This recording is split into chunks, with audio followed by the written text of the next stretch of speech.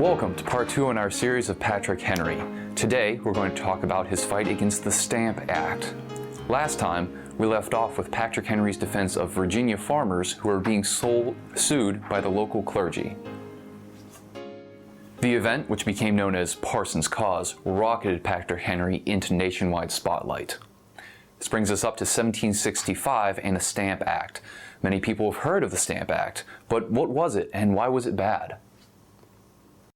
Well, the French and Indian War, which lasted from 1756 to 1763, had been very expensive. I mean crazy expensive. The English government was up to their eyeballs in debt.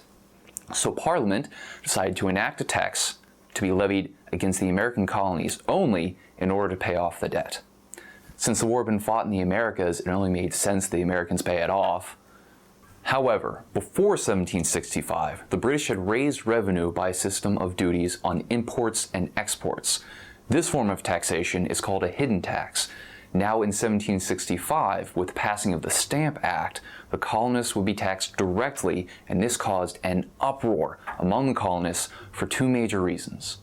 Before this time, any direct tax was to be passed by the local legislatures. In Virginia, for a direct tax to be applied, an act would have to be passed by the House of Burgesses. Now, the House of Burgesses was made up of elected men who would come to Williamsburg and pass laws. But now, a direct tax was coming from Parliament, and the colonists didn't have any representatives in Parliament. Therefore, they had no say in the passing of the Stamp Act. Translation: taxation without representation.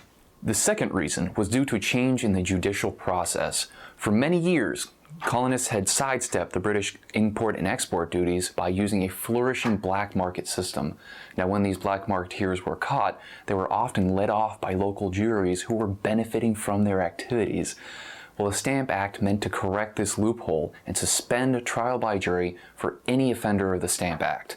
In other words, some royal official just decided if you were guilty. These measures led to great unrest in many of the colonies. New England had the Sons of Liberty, and Virginia, well, Virginia had Patrick Henry. After the Parson's Cause, Patrick Henry was elected to the House of Burgesses in Williamsburg. When he arrived, he was mocked for his frontier clothing and his unrefined accent. And as a new Burgesses, he was expected to keep his mouth shut and listen to the more experienced statesmen. Henry does the opposite. After the Stamp Act is enacted in Virginia, Henry proposes resolution after resolution denying the King's and Parliament's authority to directly tax the Americans.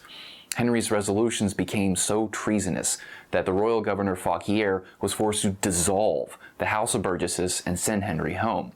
Now, you may remember Fauquier from our last episode, where he was a hero for giving help to the farmers. Well, now as a representative of the king, he's the bad guy.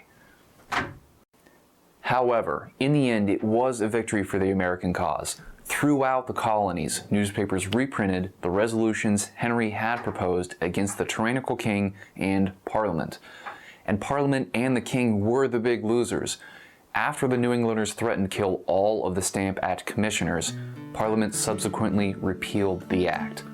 The Stamp Act lasted for a grand total of 361 days, raised zero revenue, and agitated everyone east of the Appalachian Mountain. The Revolution was still 9 years away. However, after the Stamp Act, America had found its mouthpiece. Until next time, thanks for watching from all of us here at Virginia Boys.